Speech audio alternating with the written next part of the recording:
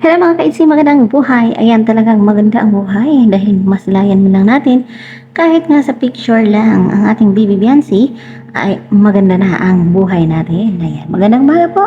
And syempre, hindi lang naman ako ang nagagandahan kay Bibi Biancy.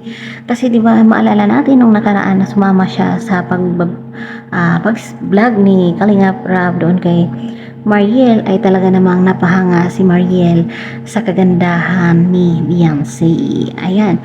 Speaking of, sumasama din pala si Beyonce kay Kalingap Rab last time nung doon kay Mariel, and syempre nasilayan din natin, no, nahagip po sa ating mata dahil medyo malaki po ang ating mata, ay nahagip po natin doon sa bagong upload ni Kalingap Rab doon po sa kina Christian, di ba?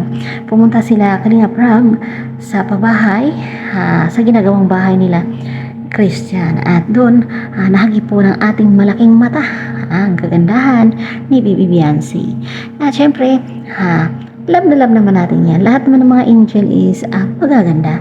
Kaso nga lang, may kakaibang taglay at may kakaibang karisma. So, ayun, sa mga nagagandahan ni Beyonce, maraming salamat at hindi po kayo nag-iisa. Kasama niyo po ako. At syempre, sa mga nangbabas naman kay Beyonce, so, huwag na lang kayong mambas. Love na lang po tayong lahat, guys. And that's all for now. Thank you so much for watching. Bye-bye!